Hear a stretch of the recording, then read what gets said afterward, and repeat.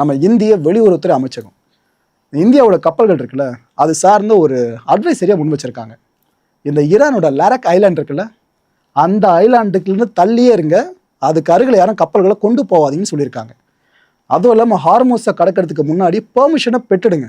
ஏன்னா அங்கே நிலைமை தெரியும் உங்களுக்கு, அமெரிக்காவோட கையை விட ஈரான் கை ஓங்கியிருக்கு. அதனால் அங்கே உரிய பெர்மிஷன் வாங்கிடுங்க. அதெல்லாம் அஷ்யூரான பிற்பாடு செயலிங் சார்ந்த விஷயத்த முடிவு பண்ணுங்க. அதுக்கு முன்னாடி இந்த லரக் ஐலாண்ட் இருக்குல்ல, அந்த பக்கம் போயிடாதீங்கன்னு இந்திய அரசு இப்போ வார்ன் பண்ணியிருக்காங்க. நம்ம கப்பல்கள் சார்ந்து இல்லை ஐஆர்ஜிசி பண்ண நம்ம சொல்கிறாங்க, இந்த ஷிப்ஸ்லாம் பார்த்தீங்கன்னா கண்டிப்பாக எங்களோட கட்டுப்பாட்டின் கீழே தான் செயல்படணும். இட் மீன்ஸ் ஹார்மோஸை நீங்கள் கப்பலை கடக்கணும் அப்படின்னா, அந்த கப்பலை கொண்டு வந்து கடக்கணும்னா நாங்கள் சொல்லுவோம் எதை நீங்கள் எப்போ பண்ணணும் அப்படின்ட்டு, எந்த ரூட் பக்கம் போகணும்னு, அதை மட்டும் தான் நீங்கள் ஃபாலோ பண்ணணும்.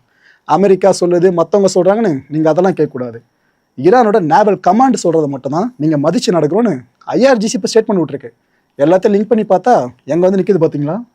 ஒருவேளை ஏதாவது கப்பல் இந்த ஹார்மோஸை கடக்க ட்ரை பண்ணிச்சுன்னு வைங்க, எங்ககிட்ட பெர்மிஷன் வாங்காமல், நாங்கள் அதை எப்படி தெரியுமா கன்சிடர் பண்ணுவோம்? எதிரிகளோடு சேர்ந்து நீங்கள் வேலை பார்க்குறீங்க, இப்படி கன்சிடர் பண்ணி நாங்கள் அடுத்து என்ன பண்ணுமோ பண்ணிவிடுவோம் அப்படின்றாங்க ஐஆர்ஜிசி. ஸோ எதுக்காக இந்தியன் வெசல் சார்ந்து அட்டாக் நடத்தப்பட்டுச்சுன்னு ஓரளவுக்கு கிளான்ஸ் இப்போ தெரிய வந்திருக்குல்ல. ஆனால் அதில் ஆடியோவில் தெளிவாக இருந்துச்சு, ஏங்க நீங்களே பெர்மிஷன் கொடுத்துட்டீங்க அதுக்கப்புறம் அடிக்கிறீங்கன்னு. ஸோ நாம் கரெக்டாக தான் எல்லாத்தையும் பண்ணியிருக்க மாதிரி இங்கே தோணுதுங்க. பார்ப்போம் இதோட அப்டேட்ஸ் என்னென்ன அடுத்த கட்டமாக வரப்போகுதுன்னு வெயிட் பண்ணி பார்ப்போம்.